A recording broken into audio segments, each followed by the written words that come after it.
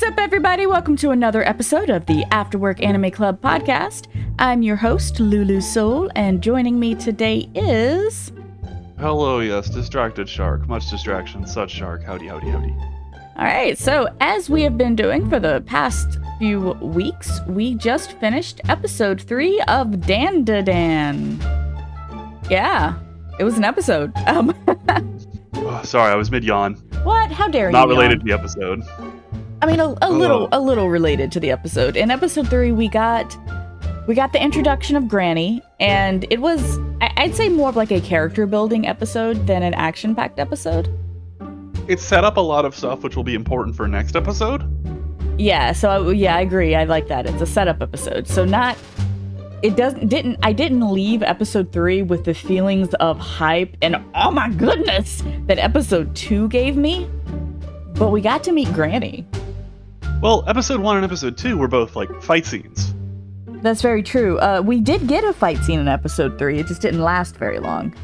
And it was also at the beginning of the episode. Yeah. But I am very happy about this Granny character. I need to start working out like 3 weeks ago so that I can be like this grandma when I grow up, minus the chain smoking. I don't think that's the thing you need to worry about, but you know, you do you, fam. Look, nobody looks as good as she does at that age and doesn't work out. It just doesn't happen. Well, sure, but I don't think you need to worry about it 3 weeks ago. I'm pretty sure I did. I'm already in my 30s. Listen, you'll be fine. I hope so. Anyway, so we got to see this Granny. Honestly, if anyone out there has read the Dresden Files and they are familiar with Mortimer Lindquist, I actually got some Morty vibes from this episode. Interesting. Mostly with like how it starts off with her being on a TV show and the whole is she a fake, is she not a fake thing. As to whether or not she is fake in her predictions, I'm just gonna say I called that. Well, yeah, it's funny. It is funny. And as before all things, you have to remember, this is a comedy.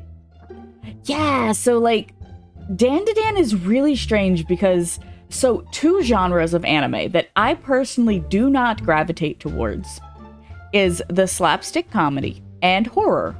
Though I have been trying to delve a little bit more into the horror. Traditionally, I don't really like scary stuff, and I don't really like what I used to call toilet humor or stupid humor. Mm-hmm. Dandadan is both, and does it so well that I am loving it. It's pretty good. I don't know how well the localization is for the humor, but it doesn't feel like specifically like Japanese style humor. It feels more how do I word this? The humorous bits rely more on, I want to say, physical bits and less on language or cultural beats. Yeah, that's a much better way of saying it. So it's a universal humor that they're focusing on here. Mm-hmm. It also, apparently, I am not the only person that has made a connection between how Dandadan feels and how Fooly Cooly feels. Even though I've only seen, like, an episode of Fooly Cooly, like, ever. That's an interesting statement. Glass Reflection, which is another anime channel, he made a connection as well. Made a comment that it's reminiscent of Fooly Cooly. Also, I was yesterday years old when I realized that Glass Reflection and Mother's Basement are not the same channel. Which is really funny because they don't even like look similar.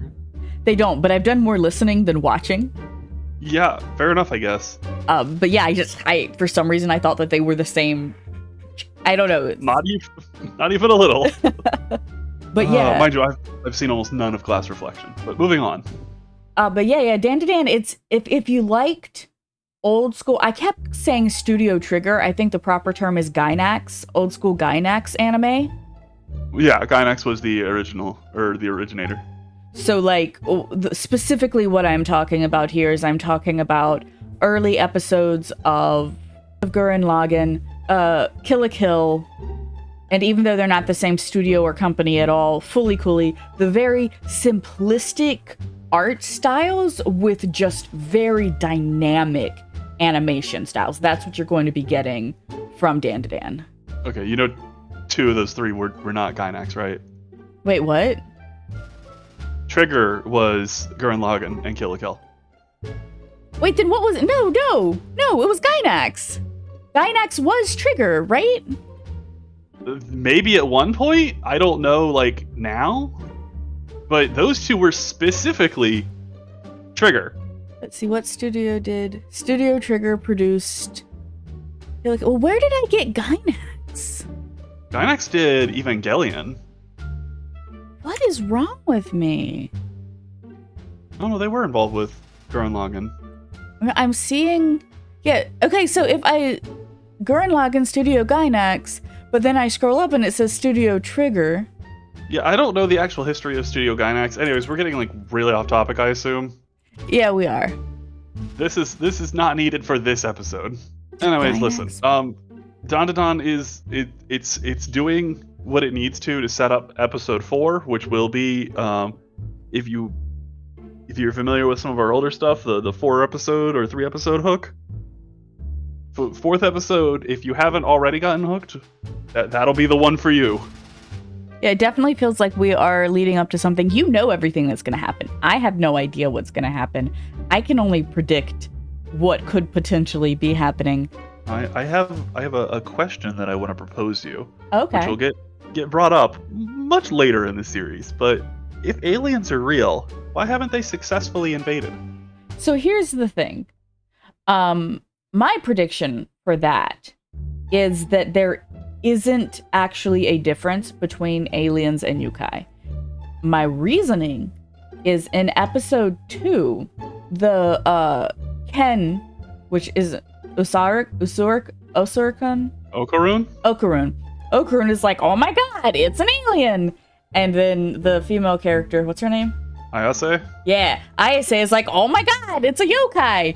And the creature that Okarakun identified as an alien reacted to the barriers and the talismans. Well, it's specifically a Flatwoods monster, which is supposed to be an extraterrestrial thing. Right. So my theory is that for the world that Dandadan is creating, there is no difference between, quote, aliens and yokai. I think they're the same species. It's just different fandoms discovered different ones. That's an interesting theory. I'm not going to answer this question because, again, it'll get brought up later. Well, yeah. Outside of that, it's either that or it is that the aliens react very similar to yokai. So the reason that the aliens haven't been able to evade is because of people with the psychic powers, extraterrestrial powers, preventing them from doing so and treating them like yokai. Those are 2 very interesting theories. Right? My theories are great. Yeah, most of the time. So if you guys want to find out whether or not my theories actually come to fruition, or if I am completely and totally wrong, keep watching Dandadan and keep watching these minisodes. Yep. Okay, bye. See ya.